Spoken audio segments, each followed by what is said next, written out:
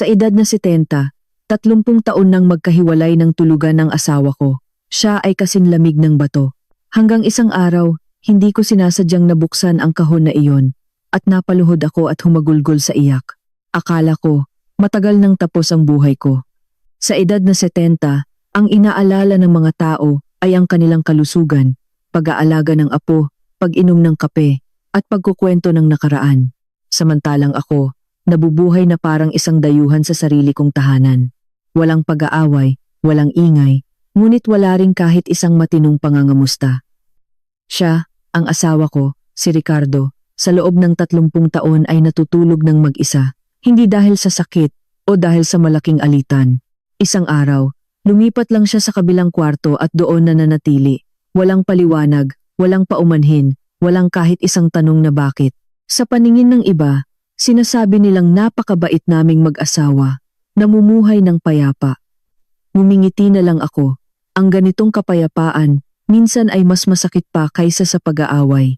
Hanggang sa isang hapon na hinding-hindi ko malilimutan. Hindi ko sinasadyang nabuksan ng isang lumang kahon sa kanyang silid. At pagkatapos ng ilang minuto, napaluhod ako, hindi mapigilan ng mga luha. Umiiyak na parang hindi ako nabigyan ng pagkakataong umiyak sa loob ng 30 taon. Lumalabas na mali ang pagkakakilala ko sa kanya sa buong buhay ko. Nagsimula ang kwento matagal na kahit ako ay hindi na maalala kung kailan nagsimulang magbago ang lahat. Ang pangalan ko ay Amelia, 70 taong gulang na ngayon. Si Ricardo ay mas matanda sa akin ng 2 taon. Ikinasal kami noong ako'y 23 taong gulang pa lamang. Isang edad kung saan ang mga tao ay nangangarap pa. Iniisip na sapat na ang magkasama sa isang kasal. Noon, si Ricardo ay hindi isang romantikong tao, sa totoo lang, para siyang isang tuyong kahoy. Ngunit kapalit nito, siya ay masipag, matityaga, at hindi nagsusugal o umiinom. Nakita iyon ng mga magulang ko at agad silang pumayag. Sinabing sigurado ang buhay ko sa isang lalaking tulad niya. Hindi rin ako tumutol. Noong panahong iyon, ang mga babaeng tulad ko ay walang gaanong pagpipilian. Sa mga unang taon, normal ang buhay naming mag-asawa. Tulad ng iba, hindi masyadong matamis, ngunit hindi rin malamig. Siya ay tahimik, ako naman ay mas madaldal, kaya sapat na para maging balanse. Nagkaroon kami ng 2 anak, isang lalaki at isang babae. Patuloy lang na lumipas ang buhay, tahimik at matatag. Hanggang sa ako ay 40 taong gulang. Naaalala ko pa, umuulan noon, maghapon. Huli na akong umuwi galing palengke, basang-basa. Pagpasok ko sa bahay, nakita ko si Ricardo na nakaupo sa silid. Sa harap niya ay isang maliit na kahon na gawa sa kahoy. Nang makita niya ako, nagulat siya at mabilis na isinara ang takip. Nagtanong ako, "Ano yan?" Sumagot lang siya, "Wala." Sanay na ako sa ganoong maikling sagot niya. Ngunit hindi ko alam kung bakit noong araw na iyon, nakaramdam ako ng inis. Siguro dahil sa paraan ng kanyang mabilis na pagtatago, na parang takot siyang makita ko. Mula noon, nagsimula siyang magbago. Hindi malaking pagbabago, ngunit sapat na para maramdaman ko, naging mas tahimik pa siya. Pag-uwi sa bahay, diretso sa kanyang silid, isinasara ang pinto. Maraming gabi akong nagigising at nakikitang bukas pa ang ilaw sa kanyang silid. Kapag tinatanong ko, sinasabi niyang hindi siya makatulog. At isang araw, lumipat siya sa kabilang silid ng walang pasabi, walang usapan. Simpleng inilipat lang ang gamit niya doon, at mula noon, hindi na bumalik. Nakatayo ako habang tinitingnan ang bakanteng kama, at ang puso ko ay kasamang nabakante. Nang tanungin ko siya, sinabi niyang mas mabuting matulog ng mag-isa para sa kalusugan. Isang pangungusap lang iyon. Walang away, walang tampuhan, ngunit wala na ring masasabi pa. Sabi nila, mas mabuti pa ang mag-asawang nag-aaway dahil may pakialam pa sila sa isa't isa. Pero kami, nakakatakot ang aming katahimikan. Minsan, dumalaw ang kapitbahay naming si Aling Nena. Nakita niyang malungkot ako kaya nagtanong siya, "Amelia, bakit parang hindi ko na kayo madalas makitang magkasama ni Ricardo?" Ngumiti ako. Matatanda na, kanya-kanyang kinasanayan. Napailing na lang si Aling Nena. "Oo nga, pero napansin ko sobrang tahimik talaga ng asawa mo." Minsan, binabati ko, tangulang ang sagot. Ngumiti ako, ngunit nanlumo ang puso ko. Hindi lang sa kanya, sa akin din. May mga araw na nakatira kami sa iisang bahay, ngunit hindi kami nag-uusap ng higit sa 3 pangungusap. Maaga siyang gumigising, nagtitimpla ng sariling kape, nag-aalmusal at naglalakad-lakad. Ako naman, gigising pagkatapos niya para asikasuhin ang bahay. Kumakain kami ng tanghalian, at pagkatapos niyang kumain, papasok na siya sa kanyang silid. Sa gabi, nanonood kami ng TV sa magkabilang sulok. Minsan, naiisip ko, kung hindi dahil sa marriage contract, walang maniniwalang mag-asawa kami, ang mga anak namin, lumaki, nag-asawa, at bumukod. 2 matanda na lang ang natira sa bahay. Lalong kumapal ang katahimikan. Ngunit ang kakaiba, kahit ganoon kalamig, hindi kailanman pinabayaan ni Ricardo ang kanyang responsibilidad. Ang mga gastusin sa bahay, siya pa rin ang bahala. Kapag nagkakasakit ako, tahimik siyang bibili ng gamot at ilalagay sa mesa. Walang pangangamusta, walang pag-aalaga, ngunit hindi rin ako pinababayaan. Ang paraan niya ng pag-aalala ay parang isang anino. Nariyan, ngunit hindi mo mahawakan. Minsan, sa sobrang inis ko, diretsahan kong sinabi, "Ano ba ang tingin mo sa akin? Isang estranghero." Matagal siyang nanahimik bago sumagot, "Kahit anong isipin mo." Ang sagot na iyon ay mas masakit kaysa sa anumang pag-aaway. Mula noon, hindi na ako nagtanong pa. Siguro, nasanay na ako sa ganitong buhay. Isang napakalungkot na pagkasanay, ngunit kailangang tanggapin. Hanggang sa hapong iyon. Noong araw na iyon, nagpatingin si Ricardo sa doktor. Sa katandaan, lahat ay may kanya-kanyang sakit. Siya, madalas sumakit ang likod at mas mabagal na ang paglakad. Naglilinis ako ng bahay gaya ng dati. Pagdaan ko sa kanyang silid, nakita kong hindi nakalak ang pinto. Karaniwan, bihira niyang iwang bukas iyon. Tumayo ako roon ng ilang sandali, nag-aalinlangan. Hindi dahil sa kuryosidad, kundi dahil matagal na akong hindi nakakapasok sa silid na iyon. 30 taon, isang pinto. Dahan-dahan kong itinulak. Pamilyar ang amoy sa loob ng kanyang silid, amoy ng efficacent oil, amoy ng lumang kahoy, amoy ng panahon. Ang lahat ay napakaayos, na umaabot sa puntong malamig tingnan. Ang kama ay maayos, ang mga damit ay nakasabit ng tuwid. Sa mesa, mayroon lamang isang lampara at ilang kuwaderno. Lumapit ako, hinawakan ng mesa. Ang pinakamababang kahon ay bahagyang nakaawang. Hindi ko alam kung bakit bumilis ang tibok ng puso ko. Siguro, kutob, dahan-dahan kong hinila. Sa loob, naroon ang kahon na gawa sa kahoy noong araw. Ang kahon na nakita ko 30 taon na ang nakalilipas. Noong araw na umuulan, nanginginig ang kamay ko. Binuksan ko ang takip. At sa sandaling iyon, para akong sinakal. Sa loob, hindi naman kakilakilabot na bagay. Isang tumpok lamang ng lumang papel, isang panyong kupas, at isang litrato. Ang litrato ay kuha ko. Mahigit 30 taon na ang nakalipas. Bata pa, nakangiti ng malapad, hindi pa alam kung ano ang pakiramdam ng kalungkutan sa sariling kasal. Ngunit ang nagpatumba sa akin ay ang mga salitang nakasulat sa ilalim ng litrato. Sulat kamay ni Ricardo. Ang sulat ay matigas, ngunit nanginginig. "Amelia, kung isang araw ay mabasa mo ang mga linyang ito, marahil ay wala na akong sapat na lakas ng loob para sabihin pa." Napaluhod ako. Hindi ko na malayang tumutulo na pala ang aking mga luha. 30 taon. 30 taon akong nabuhay sa katahimikan, sa maling akala, sa pakiramdam na ako'y inabandona. At ngayon, sa simula pa lang, alam ko nang hindi pala tulad ng iniisip ko ang lahat. Nanginginig kong kinuha ang papel, at nang basahin ko ang kasunod na mga salita, parang piniga ang puso ko. Ang taong nanahimik sa loob ng 30 taon ay hindi pala manhid, kundi isang taong may dalang lihim na napakalaki na hindi niya kayang sabihin. At ang lihim na iyon ay direktang may kinalaman sa akin.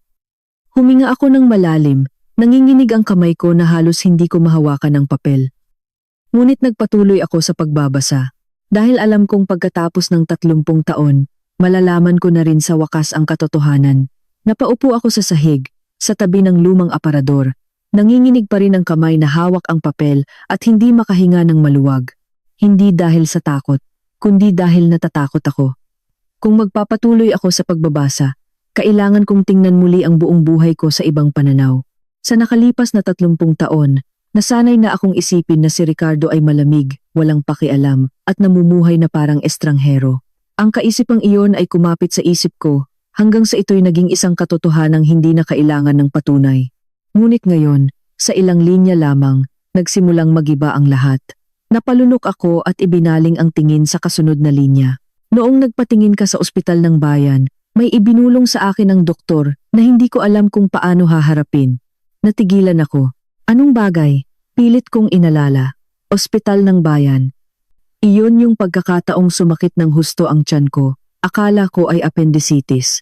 Noong araw na iyon, dinala ako ni Ricardo. Naghintay siya sa labas ng pasilyo ng ilang oras. Ang naaalala ko lang ay sinabi ng doktor na mayroon akong digestive disorder. Binigyan ako ng reseta at pinauwi. Walang seryosong nangyari. Ngunit ganoon ang isinulat niya. Nagpatuloy ako sa pagbabasa. Sinabi sa akin ng doktor na kung ayaw kong malaman mo, wag na lang. Dahil ang pagsasabi nito ay magpapagulo lang sa lahat. Nagsimulang kumabog ng mabilis ang puso ko. Magpapagulo? Anong bagay ang magpapagulo? Pero hindi ko pwedeng magpanggap na hindi ko alam dahil sinabi nilang ako ang asawa mo. Natigilan ako.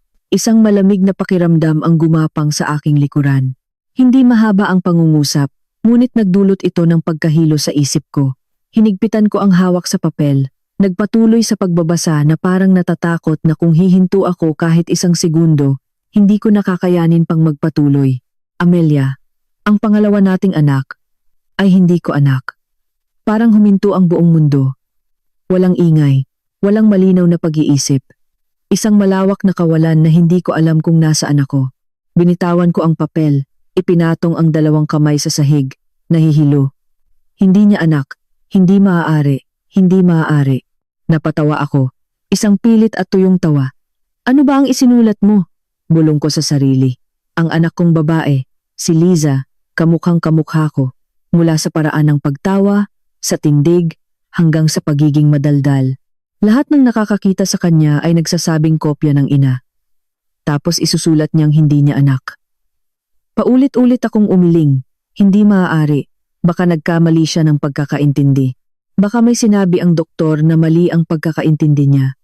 Siguradong ganoon. Nagmamadali kong kinuha ulit ang papel para basahin, na parang naghahanap ng isang makatwirang paliwanag. Noon, inisip ko ring nagkamali ang doktor. Nakipagtalo pa ako. Sinabing hindi ganoong klaseng tao ang asawa ko.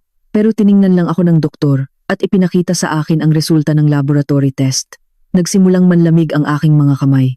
Sabi niya, ang dugo ko at ang dugo ng bata ay imposibleng maging mag-ama. Dagdag pa niya, kung gusto ko, pwede akong magpa-test ulit sa isang malaking ospital. Napapikit ako. Hindi maaari. Malinaw kong naaalala. Wala akong ginawang anumang mali. Wala. Iminulat ko ang mata at nagpatuloy sa pagbabasa. Ngunit ngayon, bawat salita ay parang kutsilyong tumutusok sa puso ko. Hindi ko sinabi sa'yo dahil hindi ko alam kung paano ka tatanungin. Natatakot akong masaktan ka kung magtatanong ako. At kung hindi naman, ako naman ang hindi makakayanan. Nagsimula akong humingal. Nahihilo ang isip ko, ngunit sa kaibuturan, may isang bagay na bumabangon. Isang malabong alaala, ngunit totoo. Sa panahong iyon, ako ay, hinigpitan ko ang hawak sa papel, pilit na iwinawaksi ang kaisipang sumagi. Ayokong mag-isip pa, ngunit hindi ako pinahintulutan ng mga salita sa harap ko na tumakas. 3 buwan pagkatapos, palihim akong nagpa-test ulit, mag-isa, walang sinabihan. Inisip ko, kung iba ang resulta, kalilimutan ko na ang lahat parang walang nangyari. Napalunok ako. Pero pareho pa rin ang resulta. Nanginginig ang papel sa kamay ko. Hindi dahil sa hangin, kundi dahil nanginginig ako. Mula noong araw na iyon, hindi na ako natulog sa tabi mo. Tumulo ang luha ko. Pumatak mismo sa linyang iyon. Nagpalabo sa ilang tinta. 30 taon. 30 taon siyang natulog ng mag-isa. Hindi dahil malamig siya. Hindi dahil sawa na siya sa akin. Kundi dahil hindi niya malampasan ang pangyayaring iyon. Niyakap ko ang aking mukha. Bumuhos ang luha na hindi mapigilan. Pero bakit? Bakit hindi ko alam? Bakit hindi ko maalala? Pilit kong binalikan ang mga alaala. Sa panahong iyon, ano ang ginawa ko? Naaalala ko, nasa isang mahabang business trip si Ricardo noon, mahigit 1 buwan. Mag-isa ako sa bahay, inaalagaan ang panganay kong anak na lalaki at ang mga gawaing bahay. Isang araw, nilagnat ako, mataas na lagnat at nawalan ng malay. Ayon sa mga kapitbahay, 2 araw akong nakahiga at kinailangan pang dalhin sa health center. Malabo lang ang naaalala ko. Isang puting silid, Isang lalaking nakaunipormeng asul, isang matapang na amoy ng gamot, at isang puwang sa alaala. Hindi ko iyon gaanong inisip dahil pagkatapos noon, naging normal ang lahat. Hanggang sa nabuntis ako, akala ko'y anak naming dalawa. Hindi kailanman nagduda, kahit isang beses. Tumingin ako sa papel, kumakabog ang puso. Hindi kaya sa panahong iyon ay may nangyari? Hindi ko na magawang mag-isip pa. Natatakot ako. Natatakot sa katotohanang haharapin ko. Nagpatuloy ako sa pagbabasa. Maraming beses kong naisip na tanungin ka, pero sa tuwing nakikita kitang nakangiti, nag-aalaga ng anak, hindi ko magawa. Walang tigil ang pag-agos ng luha ko. Walang kasalanan ang bata. Ikaw din. Kung may nangyari man, malamang ay hindi mo ring ginusto. Napahagulgol ako. Alam niyang maaaring wala akong kamalay-malay. Pero sa loob ng 30 taon, hindi siya nagsalita. Pero hindi ko malampasan. Hindi kita kayang tingnan nang hindi naiisip ang bagay na iyon. Hindi kita kayang yakapin nang hindi tinatanong sa sarili ko kung sino ang niyayakap ko. Sumikip ang dibdib ko. Sobrang sakit na kailangan kong hawakan ang aking dibdib. Hindi ako galit sa iyo, pero hindi rin ako ganoon kaluwag-loob para magpanggap na walang nangyari. Humahaba ang agos ng luha ko. 30 taon, sinisisi ko siyang malamig, sinisisi ko siyang manhid. Sinisisi ko siyang hindi ako mahal, pero lumalabas na nabuhay siya sa isang pasakit na hindi ko kailanman nalaman. Pinili kong manahimik dahil inisip kong iyon lang ang paraan para mapanatiling buo ang pamilyang ito. Ibinaba ko ang aking ulo, nanginginig ang buong katawan, pananahimik. Ang pananahimik na kinamumuhian ko ay siya palang nagpanatiling buo sa pamilyang ito. Pinunasan ko ang aking luha, pilit na binabasa kahit malabo na ang mga letra. Kung isang araw ay mabasa mo ang mga linyang ito, marahil ay wala na akong lakas para manahimik pa. Hinigpitan ko ang hawak sa papel. Hindi ngayon. Buhay pa siya. Nasa labas pa siya. Bigla akong tumayo. Walang pag-iisip, walang pagpunas ng luha. Ang alam ko lang, kailangan ko siyang makita, kailangan ko siyang tanungin. Kailangan kong sabihin sa kanya na wala akong alam, na wala akong ginawang masama. Kailangan kong sabihin sa kanya, ngayon na. Tumakbo ako palabas, nagmamadali ang mga hakbang, kumakabog ang puso. Ngunit paglabas ko sa bakuran, nakita kong nakatayo doon si Ricardo. Kagagaling lang niya sa check-up, may dalang supot ng gamot, mabagal ang lakad. Tiningnan niya ako, ang mga mata niya ay gaya pa rin ng dati, tahimik, walang emosyon. Ngunit sa pagkakataong ito, hindi ko na nakita ang kalamigan, kundi isang lalaking nagtiis ng napakaraming bagay sa katahimikan. Natigilan ako. Hindi pa tuyo ang mga luha, dahan-dahan siyang nagtanong. Pumasok ka sa silid ko ano? Kalmado ang kanyang boses, na parang alam na niya, na parang matagal na niyang hinihintay ang araw na ito. Binuksan ko ang aking bibig, ngunit walang lumabas na salita. Nabarahan ang lalamunan ko, lahat ng gustong sabihin ay naipit sa dibdib, at isang tanong na lang ang nanginginig na lumabas. Bakit? Bakit hindi mo sinabi sa akin? Matagal niya akong tiningnan, saka bumuntong hininga. Isang buntong hininga na napakabigat, na parang dala nito ang lahat ng 30 taon. At sinabi niya, kung sinabi ko, kakayanin mo ba? Natigilan ako sa tanong niya. Kung sinabi ko, kakayanin mo ba? Ang tanong na iyon, kahit mahinahon, ay parang isang timbang malamig na tubig na ibinuhos sa ulo ko sa gitna ng tirik na araw.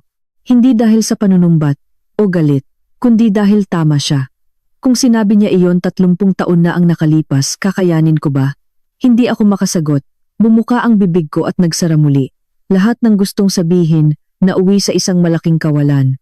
Hindi na ako tiningnan ni Ricardo. Tahimik siyang naglakad papasok sa bahay, na para bang tapos na ang usapan bago pa man ito magsimula. Tumayo ako roon ng sandali bago sumunod. Pumasok kami sa bahay, may pamilyar na distansya sa pagitan namin. Ngunit ngayon, ang distansyang iyon ay hindi na tahimik. Mabigat ito, puno ng mga bagay na hindi nasabi. Inilapag niya ang supot ng gamot sa mesa, nagsali ng tubig, at uminom. Tumayo ako sa tabi niya, nanginginig pa rin ang mga kamay, hindi pa maayos ang isip. Sinabi ko, garalgal ang boses, Ricardo, iniisip mo bang ginawa ko yon? Hindi siya agad sumagot. Tinitigan niya ang baso bago dahan-dahang nagsalita. Hindi ko alam. 3 salita lamang, ngunit pinasikip nito ang puso ko. Hindi iniisip kong ginawa mo, hindi rin naniniwala ako sa'yo, kundi hindi ko alam. 30 taon siyang nabuhay sa hindi ko alam na iyon. Hinila ko ang isang silya at umupo, mahigpit na magkakapit ang mga kamay. Pero ako, alam ko, halos pabulong kong sabi, wala akong ginawang anumang kasalanan sa'yo. Hindi pa rin niya ako tiningnan, marahan lang siyang tumango. Iniisip ko rin yan, tumingin ako sa kanya. Kung ganoon, bakit hindi ka naniwala? Sa pagkakataong ito, lumingon siya sa akin. Ang mga mata niya ay hindi na malamig tulad ng dati. Pagod ito, malalim at may lungkot. Ang paniniwala ay hindi laging naipapaliwanag ang lahat ng bagay. Ang mga salitang iyon ay nagpatahimik sa akin. Naiintindihan ko, ngunit hindi ko matanggap. Alam mong hindi ako ganoong klaseng tao. Ilang taon tayong magkasama, pero dahil lang sa isang resulta ng test, ganyan na ang naging desisyon mo. Mas mabilis kong sabi, nagsisimulang tumaas ang boses. Hindi dahil gusto kong makipag-away, kundi dahil sa sama ng loob. 30 taon. 30 taon akong nabuhay sa lamig, sa pakiramdam na inabandona ng walang dahilan. Ngayong alam ko na, lalo kong hindi makayanan, bumuntong hininga si Ricardo. Wala akong naging desisyon. Kung ganoon, bakit ka natulog ng mag-isa? Bakit mo ako tinuring na parang dayuhan? Nanahimik siya ng sandali bago dahan-dahang sumagot. Dahil hindi ko alam kung paano ka haharapin. Napatawa ako ng mapait. Hindi mo alam kung paano haharapin, kaya pinili mong tumalikod. Hindi siya kumontra, naupo lang doon ng tahimik. Tinitigan ko siya. Sa unang pagkakataon sa loob ng maraming taon, tinitigan ko siya ng maigi. Halos puti na ang buhok niya, kulubot na ang balat, at bahagyang hukot na ang mga balikat. Ang lalaking ito ay tumanda kasama ko, ngunit tumanda kami sa magkaibang mundo. Huminga ako ng malalim. Hindi mo ba naisip na baka nagkamali ka ng pagkakaintindi? Kumunot ang noo niya. Anong ibig mong sabihin? Ikinuwento ko. Ikinuwento ko ang tungkol sa lagnat ko. Sa 2 araw na nawalan ako ng malay, sa malabong mga alaala, sa puwang na hindi ko kailanman pinag-isipan. Dahan-dahan kong sinabi ang bawat salita, na parang ako mismo ang naghahanap sa sarili kong alaala. Nakinig si Ricardo. Hindi sumasabat, hindi nagre-react. Nakikinig lang. Nang matapos ako, matagal siyang nanahimik. Saka siya nagtanong, wala ka talagang naaalala? Umiling ako, wala. Isang simpleng katotohanan, ngunit ito rin ang nagpagulo sa lahat. Sumandal siya sa silya, nakatingin sa malayo. Noon, naisip ko rin yan. Nagulat ako. Naisip mo? Tumango siya. Oo, pero hindi ako naglakas loob na maniwala. Bakit? Ngumiti siya ng mapait. Para sa isang lalaki, ang maniwala na hindi siya pinagtaksilan ng asawa niya pero nangyari pa rin ang ganoong bagay, ay mas nakakatakot. Natigilan ako. Tama, kung wala akong ginawang masama, paano nangyari iyon? Ang tanong na iyon ay mas nakakatakot pa kaysa sa pagtataksil. Nanlamig ang likod ko. Nag-imbestiga ka ba? Tanong ko. Umiling siya. Hindi. Bakit? Dahil natakot ako. Tumingin ako sa kanya. Takot saan? Tumingin siya ng diretso sa akin. Takot sa kung ano pa ang malalaman ko. Ang sagot na iyon ay nagpatahimik sa akin. 30 taon na ang nakalipas, pinili niyang huminto. Huminto sa puntong kaya pa niyang tiisin. Kung nagpatuloy siya, baka nawala na sa kanya ang lahat. Yumuko ako. Sa unang pagkakataon, naintindihan ko.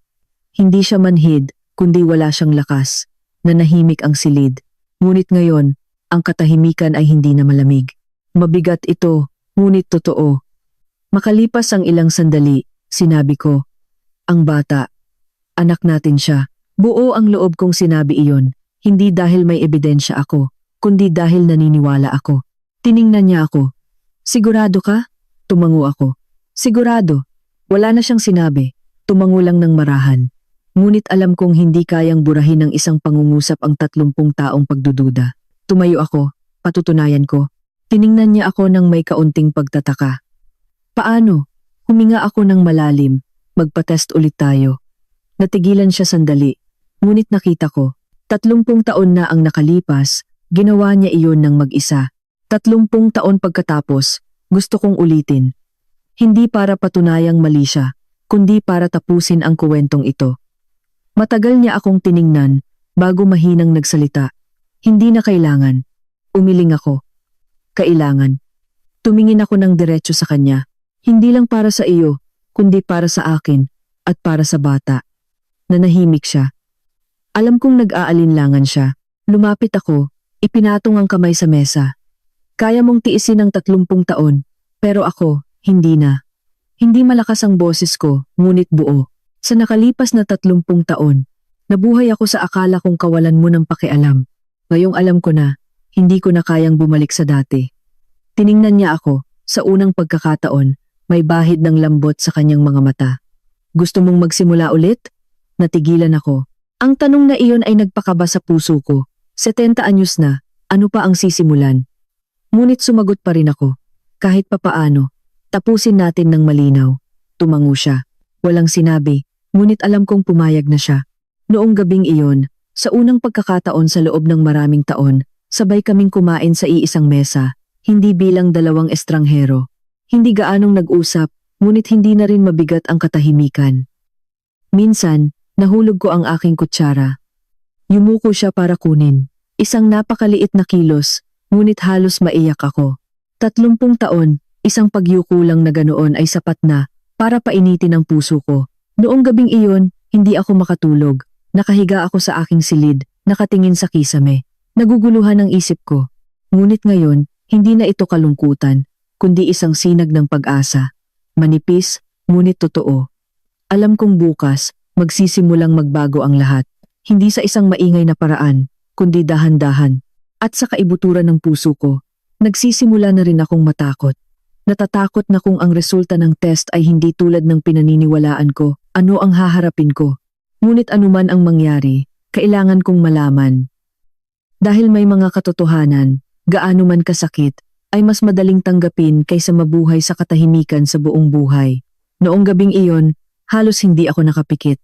Hindi dahil sa simpleng takot, kundi dahil sa unang pagkakataon sa loob ng 30 taon, naramdaman kong may magbabago sa buhay ko. At ang pagbabagong iyon, hindi ko alam kung saan ako dadalhin. Nakahiga ako, dilat ang mga mata, nakatingin sa kisame. Sa labas, ang hihip ng hangin sa mga puno, ang tahol ng aso sa malayo, lahat ay pamilyar. Ngunit ang puso ko ay hindi na kasing tahimik ng dati.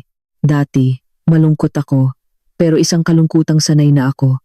Kalungkutang hindi kailangan ng dahilan, hindi kailangang alamin. Parang nabubuhay kasama ng isang anino. Nakikita, pero hindi maabot. Ngayon, alam ko na ang dahilan, at ang kaalamang iyon, ang nagpabagabag sa akin. Lumingon ako patungo sa pader sa kabilang panig, kung nasaan ang silid ni Ricardo. Isang pader lang ang pagitan, pero sa loob ng 30 taon, parang isang buong buhay ang layo. Bumuntong hininga ako. Hindi ko alam kung nakakatulog ba siya ngayon. O baka tulad ko rin siya. Nakahiga at iniisip ang lahat. Kinabukasan, mas maaga akong gumising. Hindi dahil masipag ako, kundi dahil ayoko nang mahiga pa. Habang tumatagal, lalong nagugulo ang isip ko. Pumunta ako sa kusina at nagluto ng lugaw. Sa ganitong panahon, masarap kumain ng lugaw para gumaan ang tiyan. At isa pa, ito'y isang dahilan para tawagin siyang kumain kasama ko. Habang hinahalo ko ang lugaw, narinig kong bumukas ang pinto ng kanyang silid. Lumingon ako. Lumabas siya, may pamilyar na mabagal na tindig, bahagyang nakasandal sa pader. Ngunit ngayon, hindi ko alam kung bakit. Iba ang tingin ko sa kanya. Hindi dahil nagbago siya, kundi dahil nagbago na ang paraan ng pagtingin ko sa kanya. Sinabi ko, gusto mo ng lugaw? Normal ang boses ko, pero kinakabahan ang puso ko. Bahagya siyang natigilan. Siguro nagulat din siya. 30 taon na. Hindi ko na matandaan kung kailan ko huling tinanong kung ano ang gusto niyang kainin. Tiningnan niya ako at tumango. Oo, isang salita lang. Pero naramdaman kong may mas lumambot sa dati. Nagsandok ako ng lugaw sa 2 mangkok. Inilagay sa mesa. Umupo kami ng magkaharap, medyo alanganin ang pakiramdam. Hinipan ko ng bahagya ang lugaw at sinabi, medyo mainit. Tumango siya. Oo, 2 matanda. Kumakain ng lugaw na parang 2 estranghero na unang beses magkita. Nang maisip ko iyon, bigla akong napatawa. Tiningnan niya ako ng may pagtataka. Anong nakakatawa? Umiling ako. Wala, natatawa lang ako sa sarili ko. Hindi na siya nagtanong pa, pero nakita kong bahagyang ngumiti ang gilid ng kanyang labi. Kaunti lang, pero sapat na para mapansin ko. Pagkatapos kumain, nagligpit ako at sinabi, mamaya, pumunta tayo sa ospital ha. Nanahimik siya, saka tumango. Walang pagtutol, walang pag-aalinlangan. tumango lang. Ang pagtangong iyon ay nagpagaan ng loob ko. Kahit papaano, hindi na siya umiiwas. Naghanda kami para umalis. Nakasuot ako ng simpleng damit, ganoon din siya. Walang gaanong nagsasalita, pero parehong may iniisip. Paglabas namin sa gate, si Aling Nena na kapitbahay ay nagdidilig ng halaman. Nang makita kaming magkasama, nanlaki ang mata niya. Aba, saan kayo pupuntang magkasama ngayon? Ngumiti ako. Magpapakonsulta. Ngumiti ng malapad si Aling Nena. Ayan, mas masaya kapag magkasama. Hindi tulad ng dati na kanya-kanyang lakad. Ang lungkot tingnan. Ngumiti lang ako. Walang paliwanag. Hindi na kailangan. Pero gumaan ang pakiramdam ko. Pagdating sa ospital, ako ang nagparehistro. Nanginginig ang kamay ko habang hawak ang papel. Hindi dahil takot sa karayom, kundi dahil alam kong ang resulta ngayon ay magbabago sa lahat. Nakatayo si Ricardo sa isang upuan, tahimik. Umupo ako sa tabi niya. Walang nagsasalita, pero ngayon, ang katahimikan ay hindi na malayo. Parang dalawang taong sabay na naghihintay ng isang bagay. Nang tawagin ang pangalan namin, pumasok kami. Ang doktor ay bata pa, siguro mga 40 anyos. Tiningnan niya ang aming mga papeles at nagtanong. Magpapatest po kayo ng paternity, tama po? Tumango ako. Opo. Tiningnan niya kami sandali at sinabi. Karaniwan, medyo sensitibo ang mga bagay na ito. Sigurado po ba kayo? Tumingin ako kay Ricardo. Hindi siya nagsalita, tumango lang. Lumingon ako pabalik. Sigurado po kami. Tumango ang doktor. Hindi na nagtanong pa. Pagkatapos ng mga papeles, kinuha ang aming mga sample dugo ko, dugo niya. Para naman kay Liza, tinawagan ko siya. Nagulat siya. Nay, bakit po biglang magpapatest? Nanahimik ako sandali, hindi alam kung paano sasabihin. Sinabi ko na lang, may kailangan lang malinawan si nanay. Nanahimik siya. Saka nagsalita. Sige po, uuwi na po ako agad. May bahid ng pag-aalala sa boses niya. Naiintindihan ko, pero hindi ko maipaliwanag sa telepono. Pagkatapos ng lahat, naghintay kami. Tensyonado ang paligid. Tinitingnan ko ang relo. Bawat minuto ay mabagal. Si Ricardo ay tahimik pa rin, pero nakita kong mahigpit ang pagkakahawak ng kanyang kamay. Hindi ko na malayang ipinatong ko ang kamay ko sa kanya. Isang natural na kilos, pero pareho kaming nagulat. Tiningnan niya ang kamay ko. Hindi niya inalis, bumuntong hininga lang. Hindi ko rin inalis ang kamay ko. Ganoon lang kami nakaupo. Dalawang matandang kamay. Nagdikit pagkatapos ng 30 taon. Walang nagsasalita, pero alam kong pareho kaming kinakabahan. Maya-maya, dumating si Liza na tumatakbo. Tiningnan niya kami, puno ng pag-aalala. Nay, ano pong nangyayari? Tiningnan ko ang anak ko. Sa unang pagkakataon, tinitigan ko siya ng maigi. Mula sa mukha, mga mata, ngiti. Kamukha ko siya, sobrang kamukha. Hindi ko maintindihan kung paano magkakaroon ng ibang posibilidad. Hinawakan ko ang kamay niya. Walang problema, may gusto lang tiyakin si nanay. Umupo siya, tumingin kay Ricardo. Hindi siya tiningnan ni tatay niya, tumango lang. Naging mas mabigat ang hangin.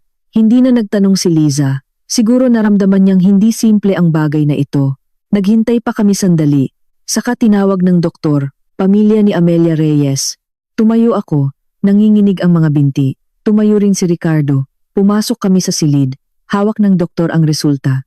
Tiningnan niya kami sandali at sinabi, nandito na po ang resulta. Kumabog ang puso ko. Hinigpitan ko ang hawak sa kamay ng anak ko. Si Ricardo, nakatayo sa tabi ko, tahimik. Binuksan ng doktor ang folder ng dahan-dahan, na parang alam niyang bawat segundo ngayon ay napakatagal. Saka siya nagsalita. Ang resulta po ay nagpapakita ng relasyong mag-ama. Pinigil ko ang hininga ko.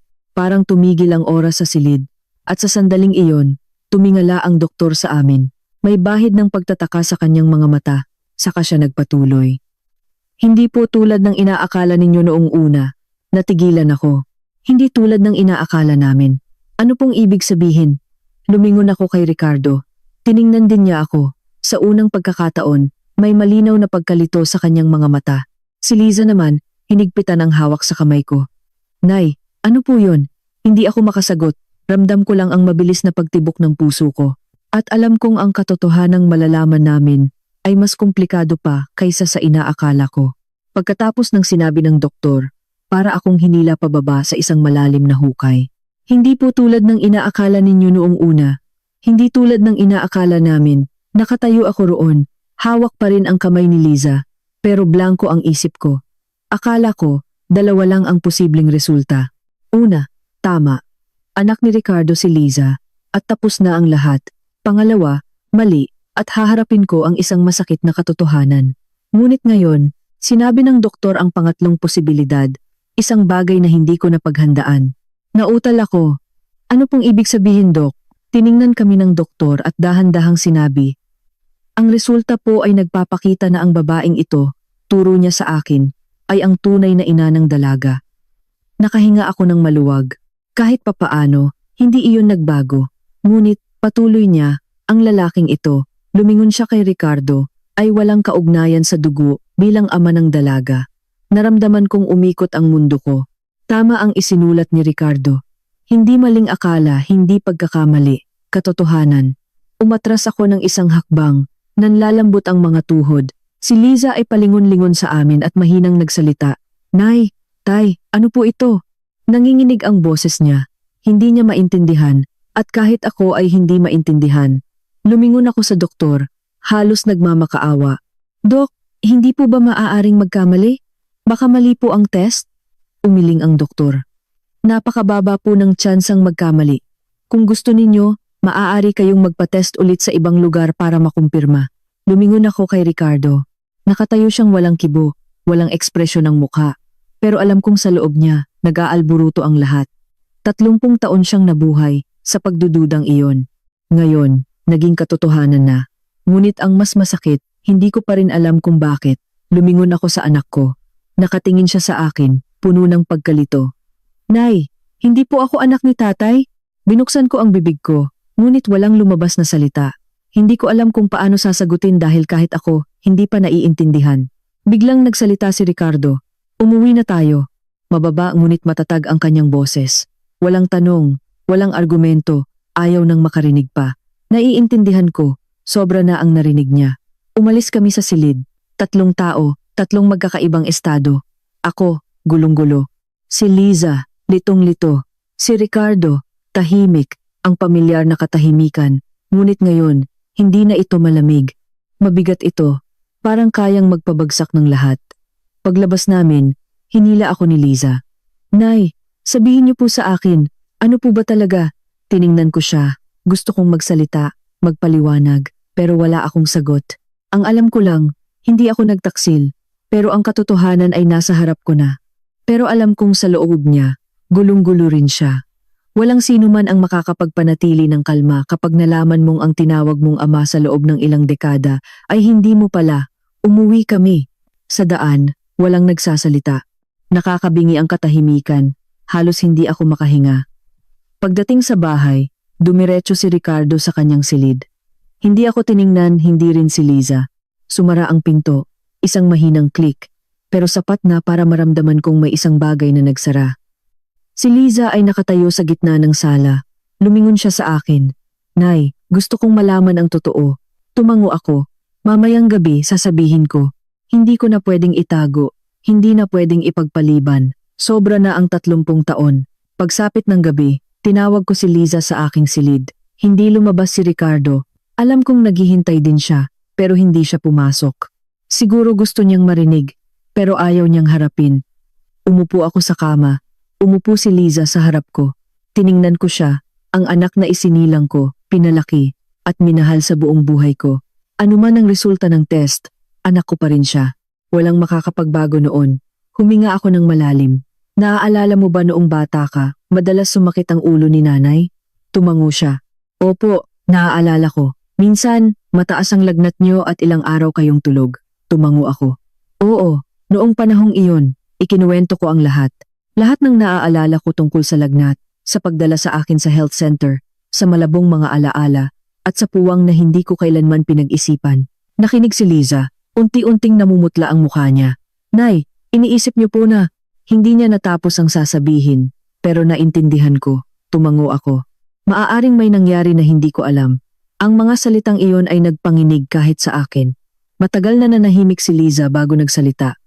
Kung ganoon, ako po ay, hindi niya magawang ituloy. Hinawakan ko ang kamay niya. Anak kita.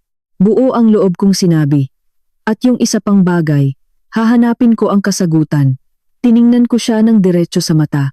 Hindi para manisi, kundi para malaman ang katotohanan. Tumango si Liza, tumulo ang luha niya. Niyakap ko siya. Magkayakap kaming umiyak. Hindi dahil sa hinanakit, kundi dahil sa dami ng bagay na sabay-sabay bumagsak. Maya-maya, narinig kong bumukas ang pinto ng silid ni Ricardo. Dahan-dahan siyang lumabas. Tumayo siya sa pinto ng aking silid. Tinitingnan kaming mag-ina. Walang sinasabi, nakatayo lang doon. Binitawan ko si Liza at tiningnan siya.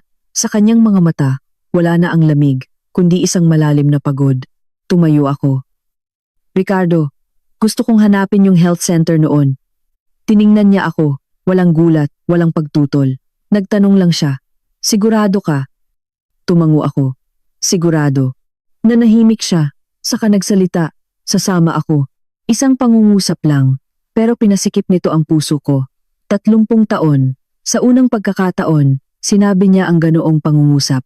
Hindi, bahala ka, hindi, kung anong gusto mo, kundi sasama ako. Wala akong sinabi, tumango lang ako, pero sa loob ko, may isang bagay na nagsimulang magbago. Mahina, pero malinaw. Noong gabing iyon, nahiga ako pero hindi pa rin makatulog. Ngunit ngayon, hindi na pagkalito, kundi isang determinasyon. Kailangan kong malaman. Kailangan kong malaman kung ano ang nangyari. Hindi lang para sa akin, hindi lang para kay Ricardo, kundi para kay Liza. Dahil karapatan niyang malaman kung sino siya. At sa kaibuturan ko, nagsisimula na rin akong matakot. Natatakot na ang katotohanang nasa unahan ay hindi lang isang simpleng kwento, kundi isang bagay na kailangan naming tatlong matutunang tanggapin. Kinabukasan, napakaaga kong nagising. Hindi dahil sa nakasanayan, kundi dahil may kailangan akong gawin. Isang bagay na kung hindi ko gagawin agad, alam kong hindi ako matatahimik. Umupo ako sa gilid ng kama sandali, tumingin sa bintana. Medyo madilim pa, marahan ang ihip ng hangin sa mga puno. Normal ang lahat, tulad ng dati, tanging ang puso ko lang ang hindi na normal. Tumayo ako, nagbihis, at lumabas. Nakaupo na pala si Ricardo sa mesa. Sa harap niya, ang pamilyar na takure. Pero ngayon, hindi siya umiinom. Nakaupo lang siya, nakapatong ang mga kamay sa mesa, nakayuko. Lumapit ako, ang aga mo namang nagising. Tumango siya. Hindi makatulog. Bahagya akong ngumiti, isang pilit ng ngiti. Ako rin, dalawang matanda. Nagkatinginan, parehong may isang pangungusap. Hindi makatulog, ngunit napakaraming kahulugan sa likod nito. Umupo ako sa tapat niya. Mamaya, umalis na tayo. Tumango siya. Hindi nagtanong kung saan, dahil alam niya. 30 taon na ang nakalipas. Ang health center na iyon ay nasa kabilang baryo. Malabo ko pang naaalala ang daan, ang lumang gate na bakal, ang maliit na silid na may matapang na amoy ng disinfectant. Hindi ko alam kung nandoon pa. Kumain kami ng kaunti at naghanda. Si Liza ay maaga ring gumising. Hindi siya gaanong nagsalita. Tiningnan lang kami at nagtanong, "Saan po kayo pupunta?" "Tay, Nay." Sumagot ako, hahanapin ang nakaraan. Nanahimik siya. Saka nagsalita, "Sama po ako." Tiningnan ko si Ricardo. Tumango siya. "Sige." Sabay kaming sumakay sa kotse. Si Liza ang nagmaneho. Ako sa tabi niya. Si Ricardo sa likod. Walang nagsasalita, ngunit ngayon, ang katahimikan ay hindi na nakakabingi. Para kaming 3 taong may hawak na iisang tali, sabay na humihila sa iisang direksyon. Pagdating doon, agad kong nakilala. Ang gate na bakal noon ay pininturahan na ulit pero pareho pa rin ang itsura.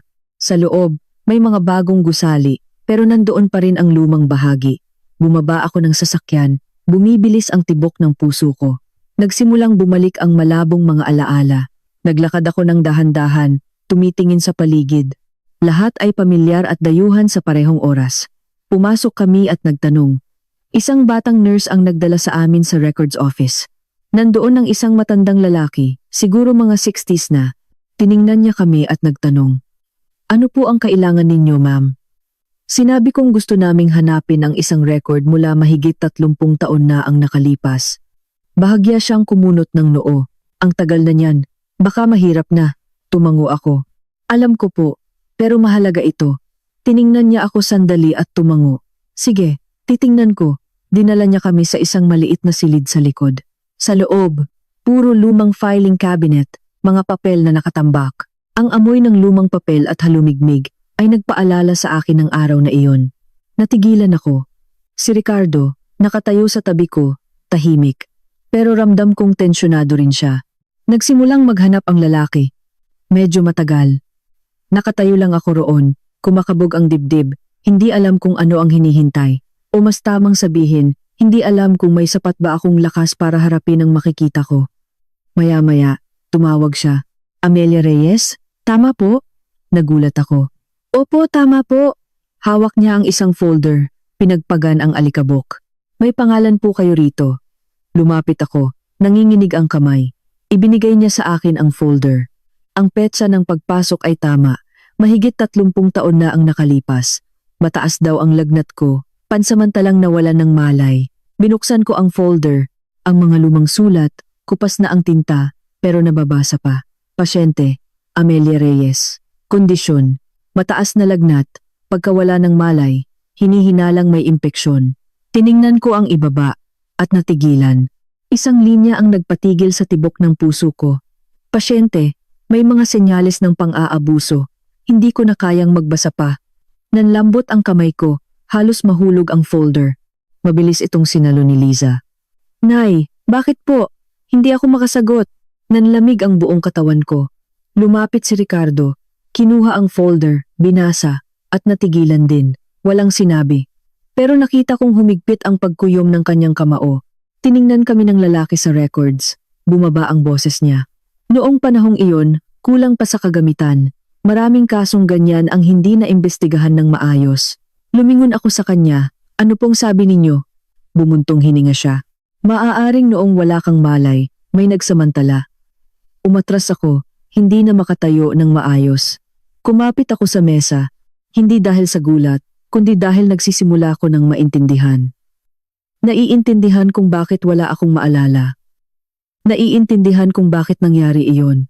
Naiintindihan kung bakit hindi anak ni Ricardo si Liza. Tinakpan ko ang mukha ko, bumuhos ang luha. Hindi hagulgol, kundi tuloy-tuloy na pag-agos. 30 taon, nabuhay ako sa pagdududa ng asawa ko, habang siya'y nabuhay sa pagdurusa. Pero pareho naming hindi alam, ako pala ang biktima. Si Liza ay nakatayong walang kibo. Tiningnan niya ako, saka si Ricardo. Puno ng sakit ang kanyang mga mata. Kung ganoon, ako po ay. Hindi niya natapos ang sasabihin. Pero alam na naming lahat. Hinila ko siya at niyakap ng mahigpit. Wala kang kasalanan. Nanginginig kong sabi. Walang may kasalanan, pero sa puso ko, alam kong mayroon. Iyon nga lang, wala siya rito, at baka hindi na kailanman mahanap pa. Lumingon ako kay Ricardo. Nakatayo siya roon, namumutla. Lumapit ako, hinawakan ang kamay niya. Mahigpit ang hawak ko. Ricardo, narinig mo na. Nabasag ang boses ko. Hindi ako, hindi ko natapos, pero naintindihan niya. Tiningnan niya ako, nagbago ang mga mata niya. Wala nang pagdududa, wala nang pagdurusa, isang malinaw na sakit. Mahina siyang nagsalita. Alam ko, 2 salita. Dumating pagkatapos ng 30 taon. Napahagulgol ako, hindi na napigilan. Itinaas ni Ricardo ang kamay, nag-alinlangan sandali, saka ipinatong sa balikat ko. Isang napakagaang dampi, pero sapat na para mapaupo ako. 30 taon, hinintay ko ang ganitong dampi, pero hindi ko inakalang darating ito sa ganitong sitwasyon. Si Liza, nakatayo sa tabi namin. Umiiyak din siya, pero pinunasan niya ang luha at nagsalita. Nay, anak niyo pa rin po ako. Tumango ako, niyakap siya. Oo, anak kita. Lumingon siya kay Ricardo, nag-alinlangan sandali, at nagtanong, Tay, pwede pa rin po ba kitang tawaging tatay? Parang tumigil ang oras sa tanong na iyon. Matagal siyang tiningnan ni Ricardo, saka tumango. Oo, isang salita lang, pero garalgal ang boses niya. Napahagulgol si Liza, tumakbo at niyakap siya. Nanigas si Ricardo, hindi sanay. Pero itinaas din niya ang kamay, marahang tinapik ang likod niya. Isang alanganing tapik, ngunit totoo. Nakatingin ako, patuloy pa rin ang luha. Ngunit ngayon, hindi na sakit, kundi isang bagay na unti-unting natatanggal. Dahan-dahan, ngunit sigurado, alam kong hindi pa tapos ang kwento, dahil may isang bagay pa akong kailangang harapin. Iyon ay kung paano nabuhay si Ricardo sa loob ng 30 taon, na naniniwalang pinagtaksilan ko siya, at kailangan kong matutunang harapin iyon. Sa daan pa uwi, walang nagsasalita. Pero ngayon, ang katahimikan ay hindi na mabigat. Para bang bawat isa ay nag-iisip, inaayos ang isang buong buhay na biglang nagulo. Nakaupo ako sa tabi ng driver, nakatingin sa labas. Pamilyar ngunit bago ang mga tanawin. Ilang beses ko nang dinaanan ang kalsadang ito, pero ngayon, parang iba, hindi dahil nagbago ang daan, kundi dahil nagbago na ang puso. Sa likod, tahimik si Ricardo. Hindi ako lumingon, pero ramdam kong hindi na siya tulad ng dati. Wala na ang malamig at manhid na anyo na akala ko'y natural sa kanya, kundi isang pagod na parang galing sa isang mahabang bagyo. Si Liza ang nagmamaneho, hawak ang manibela, pero nakita kong bahagyang nanginginig ang balikat niya. Alam kong pinipilit niyang maging kalmado. 3 tao, 3 damdamin, pero sa unang pagkakataon, nasa iisang panig kami. Pag-uwi, ako ang unang bumaba. Ang pamilyar na pinto ay bumukas, pero iba ang pakiramdam. Lumingon ako kay Ricardo. Bahagya siyang natigilan sa pinto, na para bang nararamdaman din niyang hindi na tulad ng dati ang bahay na ito. Mahina kong sinabi, "Pasok ka na." Tumango siya. Pumasok ng marahan ngunit tiyak. Noong tanghaling iyon, nagluto ako. Isang ordinaryong pagkain gulay na may sabaw, pritong isda, at isang piniritong itlog. Mga pagkaing niluluto ko sa loob ng maraming taon, pero wala nang tunay na kasalo. Ngayon, gusto kong ulitin. Inihain ko sa mesa, tinawag si Ricardo para kumain. Hindi malakas pero malinaw ang boses ko. Lumabas siya, umupo rin si Liza. 3 tao sa iisang mesa, isang ordinaryong eksena, pero para sa akin, napakabago na hindi ko alam kung saan magsisimula. Kinuha ko ng isda para sa kanya. "Kumain ka na?" Tiningnan niya ako, bahagyang natigilan. Siguro, matagal na akong hindi gumagawa ng ganoon. Tumango siya. "Sige," at kumain siya, walang sinabi. Pero napansin kong hindi na kasing tigas ng dati ang kamay niya. Habang kumakain, nagsalita si Liza. "Nay, sasabihin po ba natin ito kay Kuya Paolo?" Natigilan ako. Ang kuya niya, si Paolo, ay nasa malayo, may sariling pamilya. Nag-isip ako sandali at umiling. "Wag muna." Tiningnan ako ni Liza. "Kailan po?" Bumuntong hininga ako. Dahan-dahan, hindi madaling sabihin ang bagay na ito. Tumango siya, hindi na nagtanong pa. Si Ricardo ay tahimik pa rin, pero alam kong nakikinig siya. Pagkatapos kumain, nagligpit ako. Tinulungan ako ni Liza. Si Ricardo naman, tumayo sandali at lumabas sa bakuran. Sinundan ko ng tingin ang kanyang anino sa ilalim ng sikat ng araw, mahaba at payat. Bigla kong napagtanto, matanda na pala talaga siya. At ako rin. Hindi biro ang 30 taon. Pagkatapos magligpit, lumabas ako. Nakaupo siya sa lumang silyang kahoy, may hawak na pamaypay. Lumapit ako, umupo sa tabi niya. Walang nagsasalita. Maya-maya, nagsalita siya. "Patawarin mo ako." Nagulat ako, lumingon sa kanya. "Anong sabi mo?" Hindi niya ako tiningnan. Nakatingin siya sa malayo. "Patawarin mo ako dahil hindi ako naniwala sa'yo." Natigilan ako. 30 taon. Isang maikli ngunit mabigat na paumanhin. Hindi ko alam ang sasabihin. Naramdaman ko lang na parang may bumara sa lalamunan ko. Umiling ako. "Hindi, wala kang kasalanan." Lumingon siya, puno ng pagod ang mga mata. "Kasalanan ko," mabagal niyang sabi. "Hinayaan kitang mabuhay ng 30 taon nang hindi mo alam kung bakit." Tumulo na naman ang luha ko. Hindi dahil sa hinanakit, kundi dahil sa wakas, naintindihan na niya. Pinunasan ko ang luha ko. "Ikaw din, hindi naging madali ang 30 taon mo." Ngumiti siya ng bahagya. "Oo, hindi rin madali." Dalawang matanda, nag-uusap ng ganoon. Walang sigawan, walang sumbatan, pero bawat salita ay tumatagos sa puso. Sinabi ko, "Alam mo ba, minsan, inisip kong hindi mo na ako itinuturing na asawa." Nanahimik siya. Saka nagsalita. "Minsan, inisip ko rin yan." Lumingon ako sa kanya.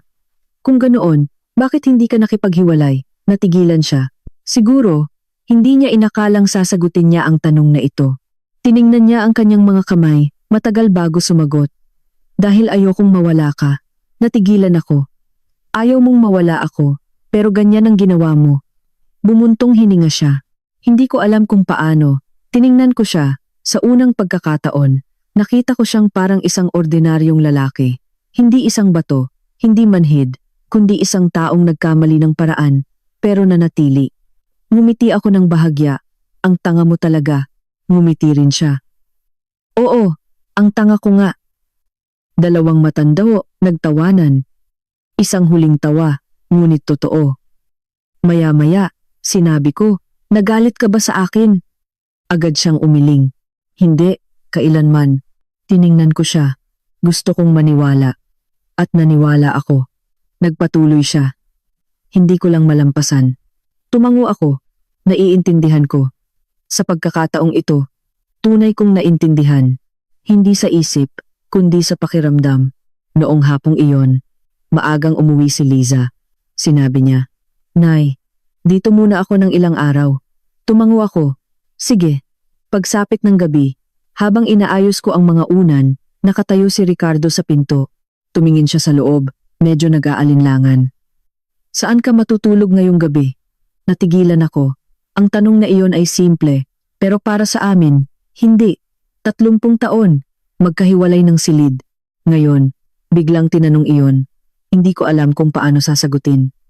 Tiningnan ko siya, tiningnan din niya ako. Nakatayo kaming dalawa, tahimik, pero hindi na malayo. Maya-maya, sinabi ko, sa silid ko pa rin. Tumango siya, sige. Tatalikod na sana siya, pero mabagal ang kanyang mga hakbang. Tinawag ko, Ricardo. Huminto siya, lumingon. Tiningnan ko siya, bahagyang kumakabog ang puso. Dahan-dahan, aklang. Tiningnan niya ako ng 1 segundo, 2 segundo, saka siya tumango. Oo, dahan-dahan, 2 salita lang.